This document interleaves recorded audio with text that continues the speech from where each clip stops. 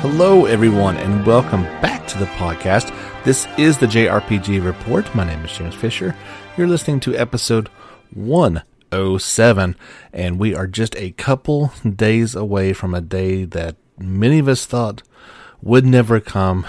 It is finally here. As of this recording, it is April the 8th, 2 days before the worldwide release of Final Fantasy VII Remake. Now, some of you listeners, and then many people that you know, may actually already be playing this. Some people won't be playing it for a while after the 10th, but that is a rant that I'm going to leave until the end of the podcast.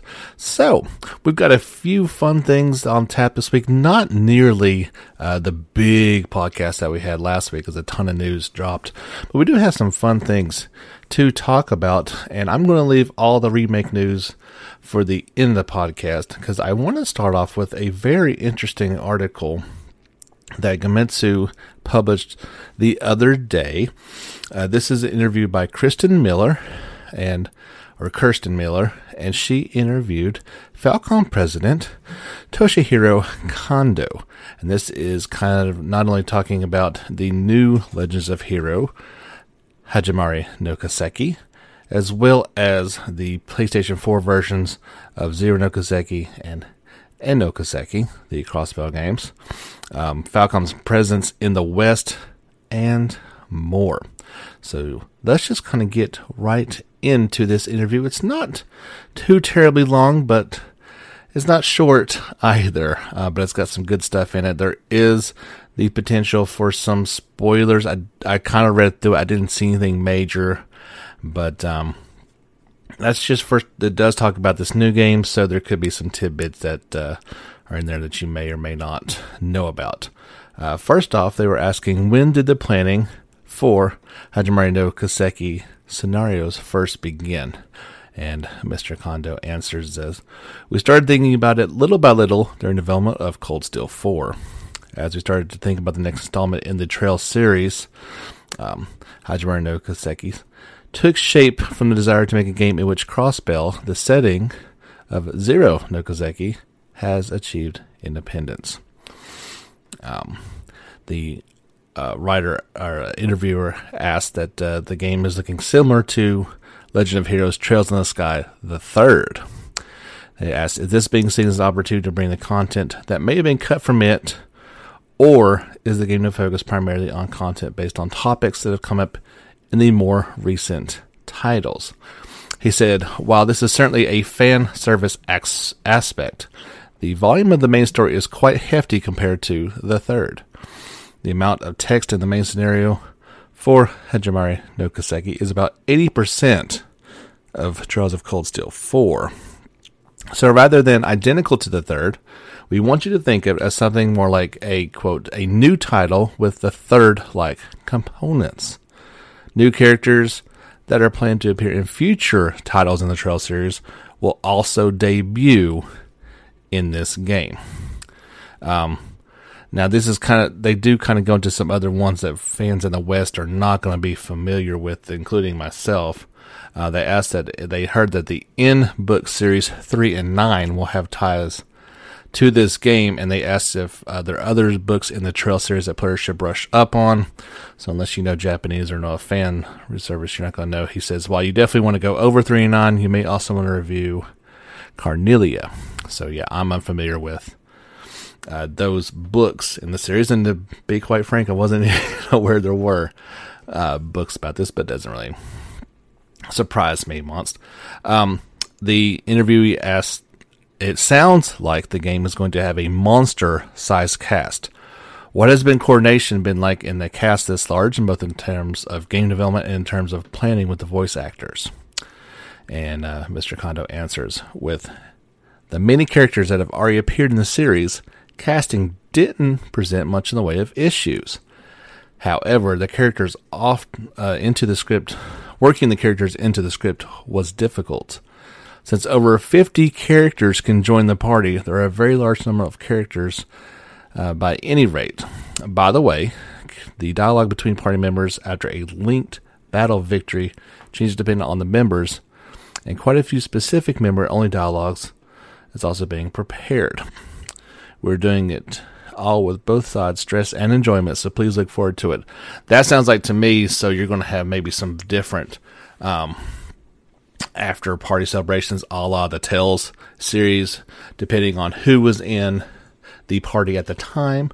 There would be different little things afterwards. That sounds like that is what it's been inspired by, and that would be a welcome addition. There were a few different ones in Cold Steel, but by and large, you kind of got the same one over and over. The next question is, the series is expected to move eastward to Calvard and beyond after the game, but will some of the currently unseen regions in the northwest, such as Jirai, Northumbria, and Rumeferia to the left, be left to side or parallel content as seen in Legend of Heroes Akatsuki no Kiseki? He answers, we've not yet decided. Since the stage is set to extend to the east of the continent, many new areas will be introduced. We'll figure out how to depict and handle each in time, but we think that an Akazuki-like approach is interesting and something to think about in the future. Now here's where some things get kind of interesting. Falcom games are notorious for their delayed release in the West. Zero no Kiseki and A no Kiseki, for example, never made it out in English. With the PlayStation 4 versions on the way, are there any plans to release those titles in the West?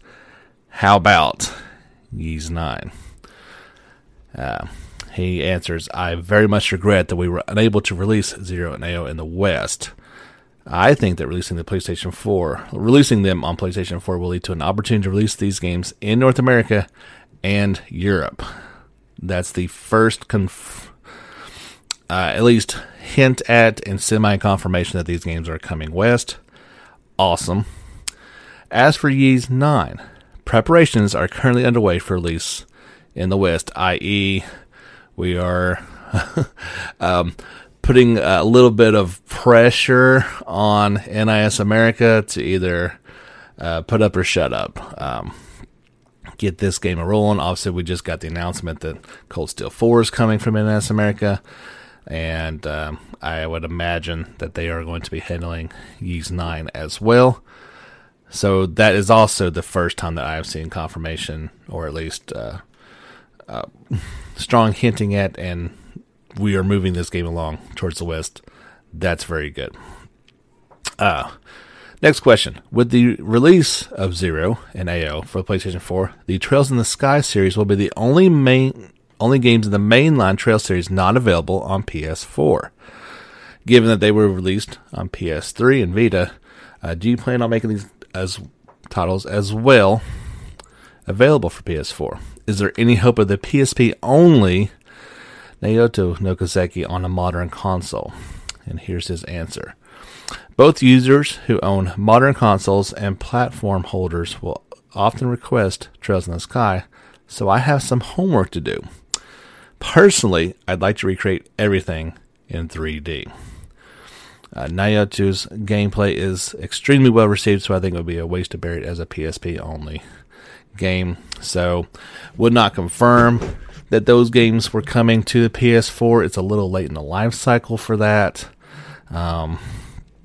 So we'll have to wait and see on that. Steam may be the best place for you to get those titles. And as I have recently at least started Trails in the Sky on Steam, I can say it looks phenomenal on there. I did try to stretch it out and play it on my TV and found there was something to be lost kind of in the once you expand it out quite that far. But playing on my laptop, which I think is a 17-inch, something like that, it looked really good. So that just may be the best way to play these games. A few more questions. During the shareholder meeting in December, they brought up about working on an in-house game engine. What was the decision behind this instead of using something like Unreal Engine 4? Mr. Kondo answers that we considered UE4 as an option at first For the Trails of Cold Steel series, we used an external engine, and it was good enough when we started working on the series. But as development in the series advanced, there were some incompatibilities with our game plan.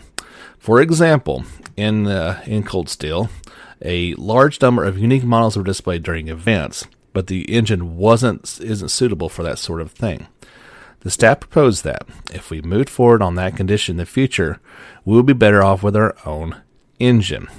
Each engine route comes with its own benefits and inconveniences, so I don't think it's a discussion of which one is superior.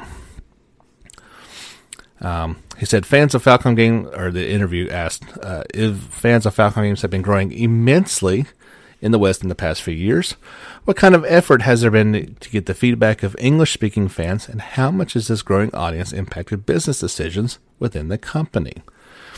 He answers, I have actually had more opportunities to exchange information with distributors, media, and users in North America and Europe over the past few years. I'm happily surprised because we hadn't had these opportunities in the past. These days, sales in North America and Europe are extremely important to Falcom and are often brought up on the agenda when discussing possible title selection and content. I think it's a very good thing. So we've actually discussed quite a bit about, had some discussions off in Twitter and on Facebook about, does Falcom need to start moving forward, have these as simultaneous worldwide releases?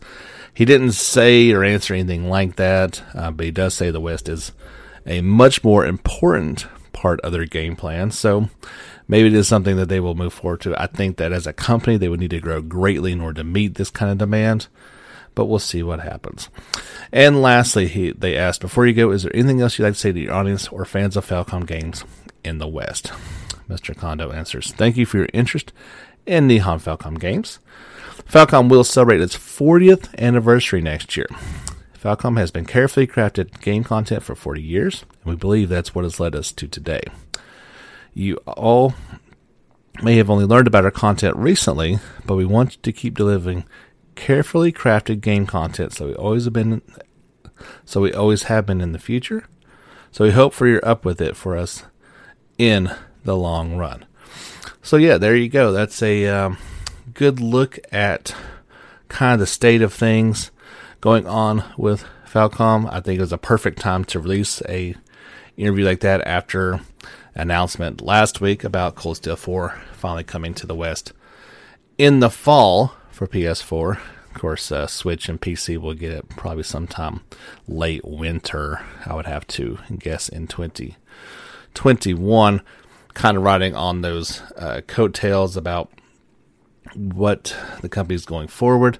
We're going to be talking a lot more about the game at the beginning of this article, Legend of Heroes Hajimari no Kiseki. So I kind of wanted to also springboard that into our Sunday conversation this Sunday, where I'm going to be going back and really detailing the 3 story arcs that are going to be presented in this game.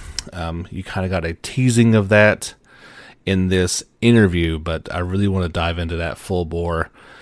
I'm doing it as a Sunday one because it's full of spoilers, but I think you guys will enjoy it nonetheless. So what are your feelings on this? Obviously, we got some good news, and that Ys 9 is definitely coming west.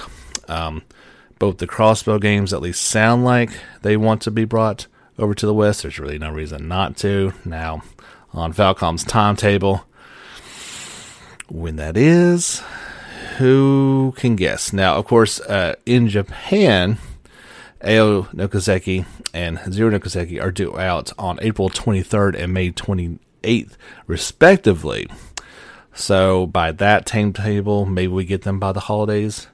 Although that would be kind of odd to have Cold Steel 4 and both these games come at the same time. I'm sure there will be a staggered effect brought out if and when that does happen. We got some information out of IGN this week that they are going to be hosting a Summer of Gaming digital event in early June. It's going to have the latest news, previews, developer interviews, and more on upcoming games and next generation hardware. This is kind of in reaction to, of course, E3 being canceled.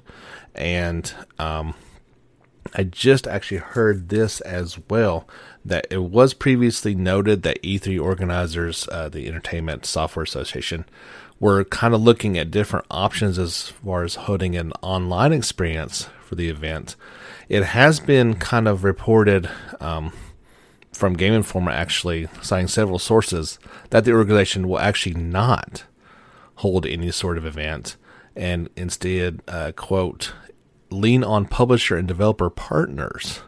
An official announcement is supposed to be coming out next week as to, I guess, what they are or are not actually doing. So I think IGN's kind of getting out there in front of this, as if you ever watch, at least the past couple of years, anything going on with E3, IGN has been right there, not only showing things as they were coming out, but immediately with reactions to, and then interviews, all that type of thing. So it kind of sounds like, okay, we'll just kind of do our own thing this way, have some distances involved with things. But participating companies already included 2K Games, Amazon, Bandai Namco, Developer Digital, Google, Sega, Square Enix, THQ Nordic, Twitter, and more to be announced later. The event will feature live broadcast and on-demand programming such as publisher presentations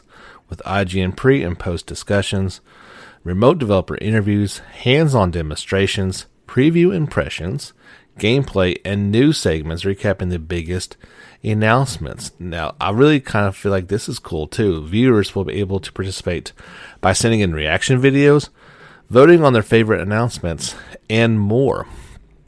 Here's a quote from IGN. With the next generation of console gaming kicking off later this year, and gamers eager to learn more about what games they'll be playing on their new hardware, our online event will be a key moment for publishers and developers to connect with a worldwide audience. And that's IGN Chief Content and Product Officer Peter Schneider said in a statement.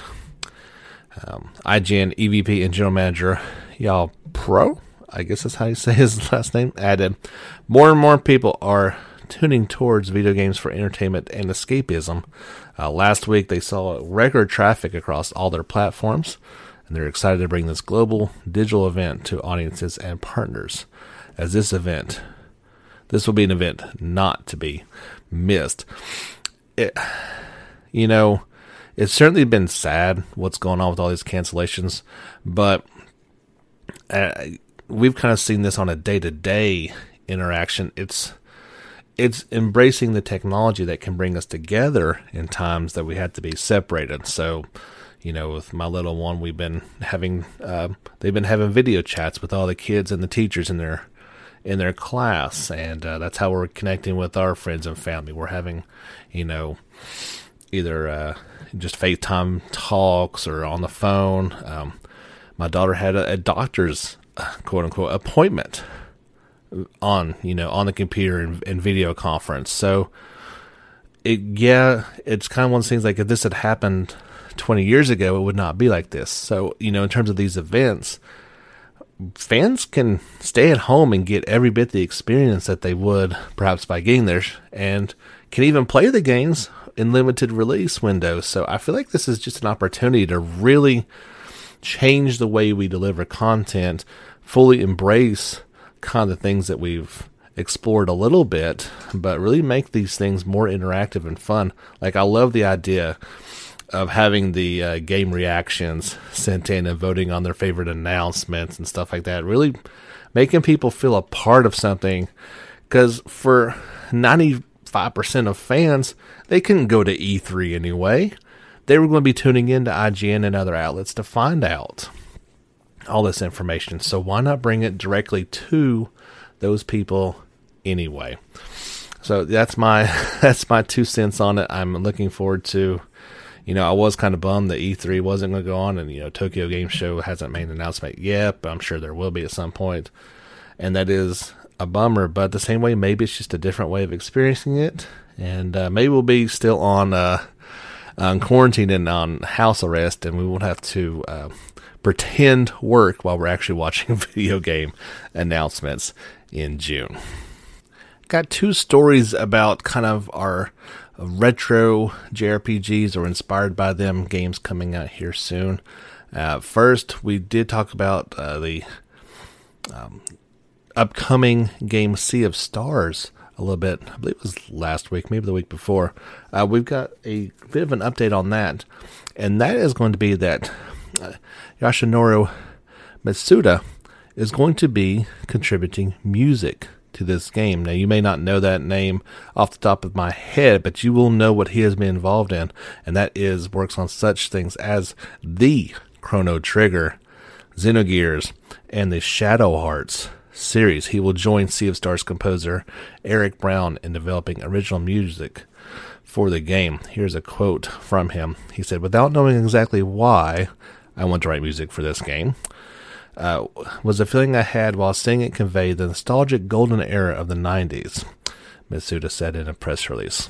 Although there are still many games being released with this classic style, I don't think players are satisfied with just nostalgia. As seen in their previous game, by adding new systems and ideas to classic formulas, Sabotage Studio breathes fresh, new air into the work." He continued in saying, "Impressed by the respect they show for past games, so at the same time giving players new ways to have fun, I found myself wanting to make a game with everyone at Sabotage Studio. Please look forward to an exciting adventure." And then we got a quote from the Sabotage Studio creative director and CEO, Thierry Boulanger. He added, "Mitsuda's music has carried me for years, and I still listen to his work every week while working at the studio. He has been such an inspiration for so many of us, we couldn't be more honored that some of his music will be added to our game. It's exactly what Sea of Stars needed to feel truly whole." In good news for this game, the Kickstarter campaign, which launched back on March 19th and will end in 10 more days, has met its goal and then some. It met its funding goal in less than 7 hours and currently is about 5 times what its first goal was. So that clears all of its currently announced stretch goals, including Single Player Plus and the bonus dungeon, in-game cinematics, and behind-the-scenes documentary and New Game Plus, as well as an alternate ending. So it sounds like this game is good to go. It is planned for release on consoles and PC via Steam in 2022. But, maybe with making this funding, that could push it up to the end of 2021. I don't know. I guess we'll just have to wait and see. But anytime you add a behemoth in the music industry for games like Mitsuda, that's going to add some more credibility to your game. I was already looking forward to Sea of Stars, and I am so even more now. If you're looking for a game to play here fairly soon, you can check out Eternal Radiance. This is from Visual Noveler. They'll release the fantasy RPG, action RPG for PC via Steam Early Access on April 14th. The developer announced this early access version will feature 3 story chapters with an estimated total playtime of about 8 to 12 hours. The full game, which is planned for release across PlayStation 4, Switch, and PC, will have 11 chapters in total. Here's a quick overview of the game. Inspired by classic action JRPGs, Eternal Radiance is an action role-playing game about a squire named Celeste, who begins a journey to prove herself worthy of becoming a true knight. Her quest takes her far from home, across the continent in pursuit of a thief, whose actions stem from a sinister plot. Its character-driven plot focuses on interaction between Celeste and her companions as they hunt down the thief. Our goal is to make the game lighthearted and humorous, yet still tell a compelling story. Eternal Radiance features an exciting and fast-paced action combat system, and Celeste's fighting style can be customized to suit your playstyle with a talent tree and upgrade featured. There is a English trailer to go along with this if you want to check it out. And of course, you can check out this story as well as every story we talk about, not only on our Facebook page, but also on our Twitter feed at JRPG Report. Seems like a good time to take a quick break. I've got just a few more stories to talk about, and then we'll end it up with some remake talkings and news here on the JRPG Report. All right, everybody, welcome back. Thank you so much for tuning in this week and every week to your weekly JRPG podcast. Of course, don't forget this is family friendly, so if you want to listen to it in front of the kiddos, you don't have to worry about anything bad coming out of your speakers. Don't forget, give us a like on Facebook, follow on Twitter. We've got our YouTube channel showcasing each week there's a video version of this podcast, and of course that has all my live streams. Right now we're playing through Persona 5 Royal, and up until whenever I get remake. And of course, if you would like to support this podcast, there is a link at the bottom of the episode that you can do, and just as little as $1 per month will help this thing keep on going, delivering great content each and every week. We always do a news podcast, and I sure do try to always do a Sunday special. Sometimes it may not work out, but got a little bit more time on my hands now, so we can do that. I've got, there were 2 videos that came out this week for Genshin Impact. The first one was pretty cool. It showed a more of a battle and game trailer for the character Faisal, or however you say her name. We talked about her last week, but this video really showed off her fighting skills as well as the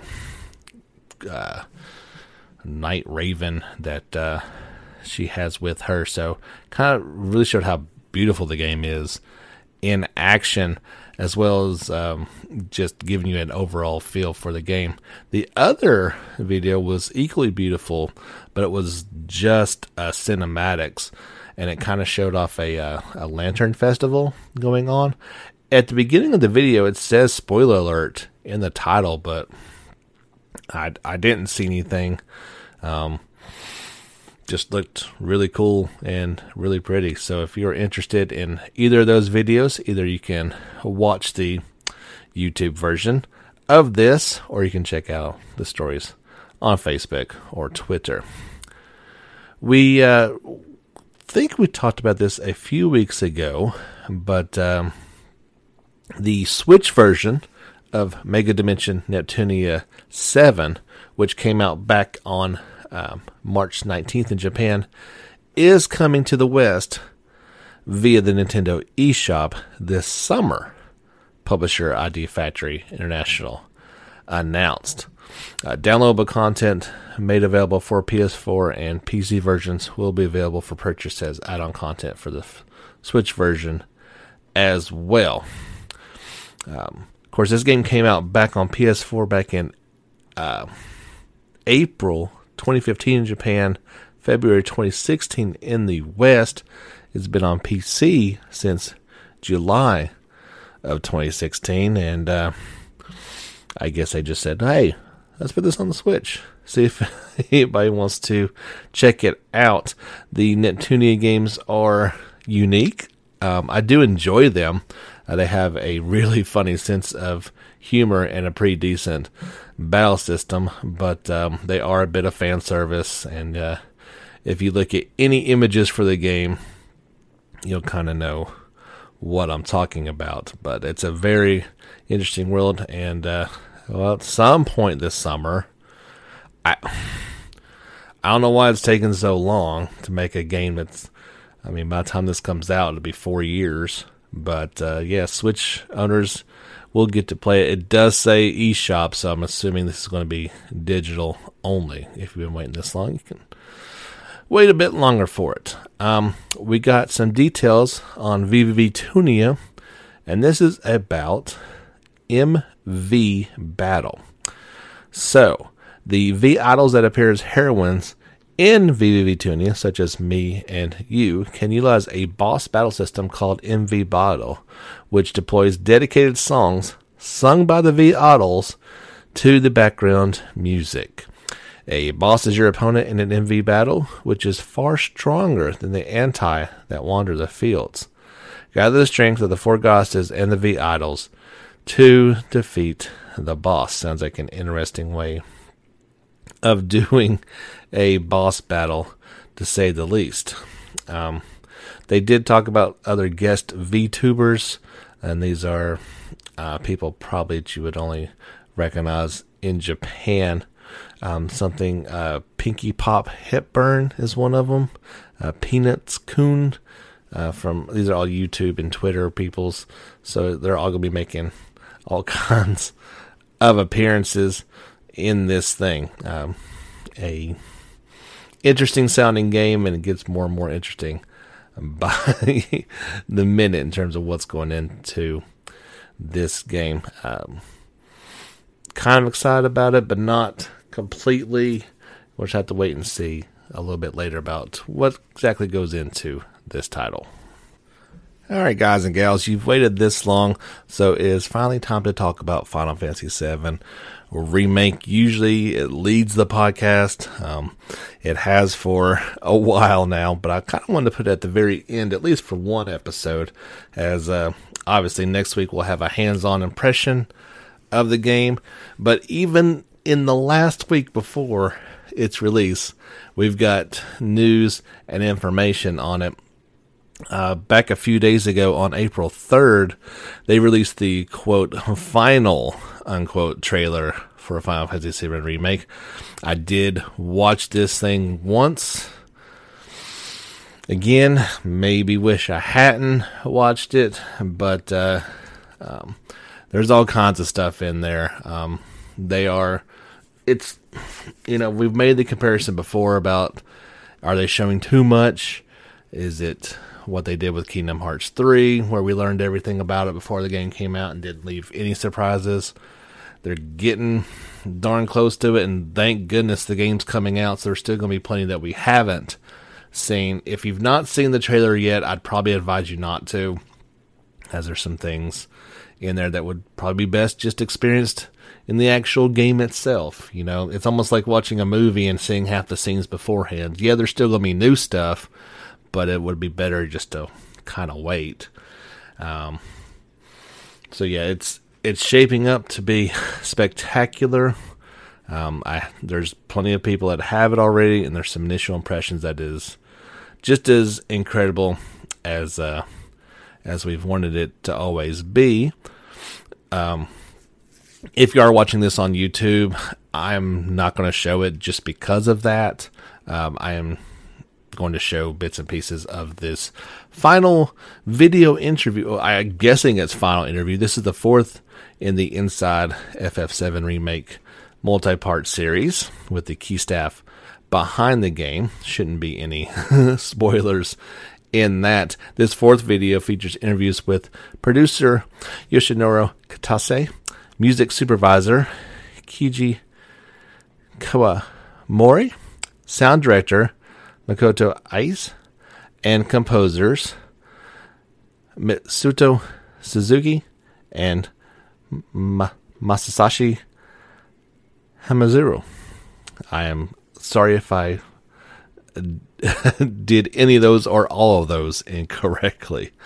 So yeah, this one kind of talks about all the music behind the game, and that is one of the things I'm really looking forward to, is hearing how great this music really is. I got a piece of that in the demo. We've heard quite a bit of it in the videos that have come out for it, but to actually see it and experience it all at once, quite looking forward to all that. We got one final media blast as well, and I actually don't want to get into it too much, as these were characters that were really shown off in the latest trailer, but we finally did see Rufus, the son of President Shinra, and you saw him in Advent Children. Of course, you saw, this is definitely inspired by that. He is the president's son and current vice president. He had recently been away for an extended business trip. An immensely prideful man with a strong rebellious streak towards his father. Despite being vice president, he sometimes enters the battlefield himself, armed with a custom-made shotgun and protected by Darkstar, a military canine. Now, we've seen Palmer a few times before, the director of Space and Aeronautics Division. He's the eldest of the company's executive, but has no real power or influence. His division, originally founded with the latest technology at Shinra's disposal, has all but folded since it failed to launch a rocket. If you've never played Final Fantasy VII, his role in it is humorous and definitely becomes more pronounced a little bit later in the game. You learn about those type of things. I'm guessing in episode 2 of Remake, whenever it comes out, because his division activities have been suspended, he finds himself with a lot of time on his hand, and he's fond of butter in his teas and quartles in a distinctive manner. Yeah, he's one of the more humorous parts of the original. I hope he has that same role in Remake. We saw Reeve. He is the head of urban development at the company. He's in charge of the management and maintenance of the Mako City Midgar. While unusual for a Shinra executive, he turns his focus to the Midgar slums in hopes of improving the environment. The only person with a sense of decency among management, he is often disregarded by other leaders who value profit and performance. And we got some details on Scarlet as well. She is the director of advanced weaponry. During the war, her innovative high-end armaments brought a sizable chunk of change for the company. Her wartime efforts and the resulting profits saw Scarlet quickly promoted to executive officer. She is highly capable, as one would expect from someone placed in charge of Shinra's weapon development. The last character we got a little bit of a sneak on is Kairi Kanan, a girl from the Sector 5 slums who makes a living off pulling off scams and then unsuspecting victims. Although fearless, she often finds herself in trouble. I read somewheres where this character came from, but I don't remember what it was. She was in an offshoot somewhere along the line. The last thing they talk about is Moogle medals. Now, this is new. Didn't appear in the original game. They can be found inside treasure boxes and in those Shinra Company crates that you like to bust up all over the place, a la like Ratchet used to do with his wrench. Crates everywhere. You'll have to search high and low to get your hands on them. There seems to be someone in Midgar who collects them, and you may be rewarded if you exchange those. Some images went along with all those characters that they talked about. You'll get to meet each and one of these people very soon, hopefully. So that brings me to the last part of today's podcast, and it's a bit of a rant. So if you'll just bear with me for a moment, I feel the need to say this, and I don't want to feel this way, and maybe if it wasn't affecting me personally, I wouldn't be this way. I don't know who's dropping the ball on all this, but I actually think it's Amazon. It may just be the collector's edition as well. I'm not sure if regular editions are affected this way, but of course the game comes out on the 10th. I'm not getting my copy until Tuesday the 14th. Amazon has finally at least said that's when the game is coming out or going to be delivered for me. Now, we are in the midst of a worldwide pandemic. We knew there would be delays, could be delays, but that doesn't actually seem like that's been the case at all. We heard earlier reports that some countries like Australia were going to be getting the game early, and they did get the game early, up to, I've heard, as much as 10 days early. So there are a ton of people, and of course I'm on Twitter, so I see all these people, and they're not like they're early access reviewers or anything like that. They're just average Joes who have this game. And I can handle people getting it early, I think, if I still got it on time.